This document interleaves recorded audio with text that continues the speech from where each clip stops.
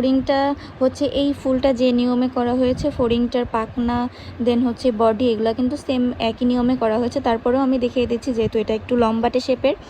আর এই কাঁথা স্টিচটা দেখাবো না, এটা যে কেউই পারবেন। আর এটা এমন একটা ভাবে আমি শেপ দিয়েছি যেন মনে হচ্ছে এই ফুল থেকে উড়ে গিয়ে ফোরিংটা এখানে গিয়ে বসবে। তো যাই হোক, এখন আমি ফোরিংটার কাজ শুরু করব। তো প্রথমে এখানে আমি ফোরিংটা খুব সুন্দর করে এঁকে নিয়েছি। আর অবশ্যই সেলাইয়ের কাজে কিন্তু আপনাকে আঁকাটা ভালো হতে হবে। পেন্সিল দিয়ে বা যা দিয়েই আঁকেন না কেন, আঁকাটা সুন্দর হলে সেই নিয়মে সেলাইটা করলে সুন্দর দেখা যাবে।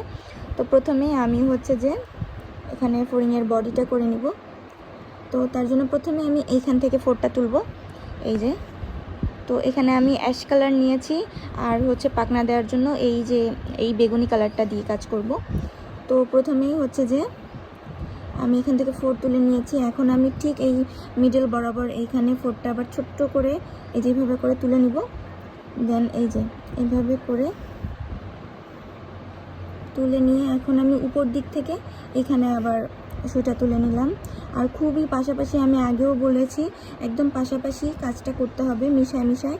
নাহলে হবে কি দুইটা সেলাইয়ের মাঝখানে কিন্তু গ্যাপ থেকে যাবে, কাপড় দেখা যাবে, সেক্ষেত্রে কিন্তু ভালো লাগবে না। এর জন্য যথাযথ সম্ভব মিশামিশা কাজ করার চেষ্টা করবেন। তারপরে আমি এই যে এই দাগ বরাবর আস্তে আস্তে করে ছোট করে নিয়ে আসবো। মানে এই পাশের সেলাইটা কিন্তু একটু লম্বা হয়েছে, এই সেলাইটা কিন্তু হচ্ছে একটু ছোট হচ্ছে ওটার থেকে। কারণ হচ্ছে যেহেতু এই যে এই সাইডটা হচ্ছে সরু আর এই সাইডটা হচ্ছে চওড়া, এর জন্য আমি দাগ বরাবর মিলাই করব। তো শুরুতেই আমি বলে দিয়েছিলাম যে কেন আর্টটা খুব ভালো প্রয়োজন, কারণ হচ্ছে এই যে আপনার আর্টটা যেমন হবে সেলাইটা কিন্তু তেমনই হবে। তো আপুটা কমেন্ট করেছে যে মাশাআল্লাহ, আমি সেলাই কাজ পারি না, তবে তুমি খুব সুন্দর সহজ করে দেখিয়েছো। তো এই টাইপের একটা কমেন্ট করেছিল। তো এখানে আমি আপুকে বলবো যে আপু, যে কোনো কাজ আপনাকে যে শিখাবে সে ঠিক যেভাবে শিখাবে আপনি ঠিক সেভাবেই শিখবেন, সেই নিয়মটাই আপনার মাথায় গেঁথে যাবে। এখন এই একই সেলাই অনেকে আছে খুবই মানে হিজিবিজি, সহজ সেলাইটাই হিজিবিজি করে বোঝায়। এটা হচ্ছে বোঝানোর সম্পূর্ণটা ক্রেডিট হচ্ছে বোঝানোর, যে বোঝাচ্ছে সেটা। এখন আপনি কার থেকে শিখতেছেন, কে আপনাকে কেমন বোঝাচ্ছে সেটার উপর ডিপেন্ড করে। যেমন ধরেন স্কুলের একই অঙ্ক আপনাকে এক এক টিচার কিন্তু এক এক নিয়মে বোঝাবে।